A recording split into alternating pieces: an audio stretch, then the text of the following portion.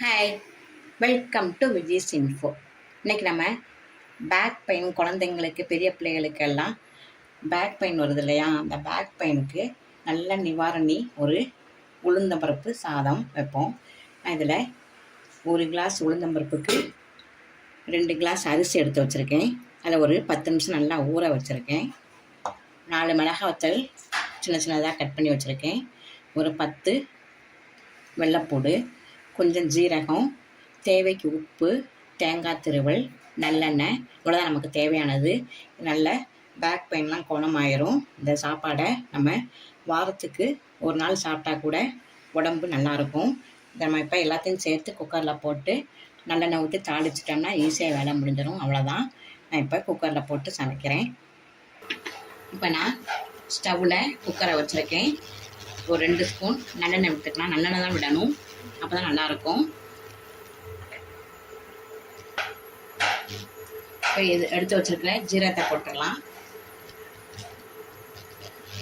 இதுலேயே பூண்டையும் போட்டுடலாம்.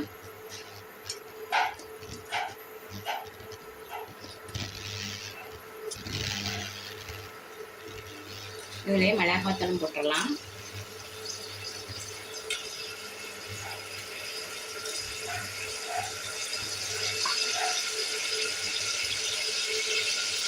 இப்போ அரிசியும் பருப்பும் நல்லா கழுவி எடுத்து வச்சுருக்கேன்.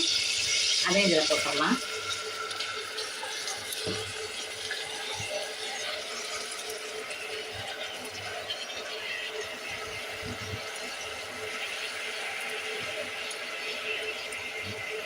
இதில் 2 மடங்கு தண்ணி விட்டுடலாம்.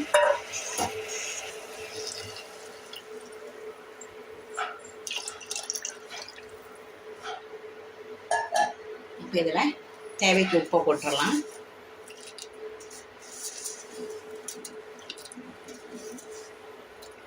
தேங்காய் இதிலே போட்டுடலாம். அவ்வளோதான். டக்குன்னு ஒரு 10 நிமிஷம்தான் நம்ம எல்லாம் எடுத்து வச்சுருந்தோம்னா நல்ல சத்தான ஒரு உளுந்தம்பருப்பு சாதம் ரெடி ஆயிரும். இந்த உளுந்தங்கஞ்சியாக கூட நீங்கள் வாரத்துக்கு ஒரு தடவை சாப்பிட்லாம். ரொம்ப நல்லது உடம்புக்கு. இப்போ நம்ம குக்கரை மூடி விடலாம். இப்போ நம்ம குக்கரை நல்லா மூடி வச்சிடலாம்.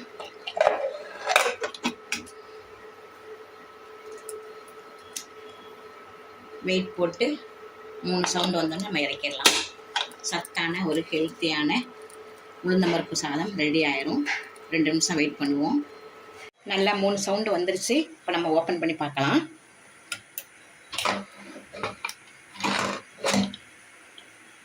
சூப்பராக ரெடி ஆகிருக்கு பாருங்கள். நல்லா கரெக்டாக வெந்து பதமாக இருக்குது. இதை கொஞ்சம் நல்லெண்ணெய் விடனா விட்டுக்கலாம். நல்லெண்ணெய் ஃபஸ்ட்டே விட்டுருக்கோம். நல்லாயிருக்கு பாருங்கள், குழஞ்சி. இது ரொம்ப நல்லது உடம்புக்கு. நாம் இப்போ தட்டில் வச்சு காட்டுறேன் பாருங்கள். உளுந்தம்பருப்பு சாதம் ரெடி ஆயிடுச்சு. மாங்காய் தொக்கு, முட்டைக்கோஸ் கூட்டு, கடலைப்பருப்பு முட்டைக்கோசும் போட்டு கூட்டு வச்சுருக்கேன். நீங்கள் வத்தல் சுட்டுக்கலாம், அப்பளம் வச்சுக்கலாம். செம்ம டேஸ்ட்டாக இருக்கும். நல்ல உடம்புக்கு ரொம்ப ஹெல்த்தியானது. பேக் பெயின்ங்கிறது வரவே வராது. இந்த ரெசிபி உங்களுக்கு பிடிச்சிருந்ததுன்னா லைக் பண்ணுங்கள், ஷேர் பண்ணுங்கள், சப்ஸ்கிரைப் பண்ணுங்கள், பெல் ஐக்கானை தட்டி விடுங்க. மற்றும் ஒரு நல்ல ரெசிபியுடன் உங்களை சந்திக்கிறேன். பாய்.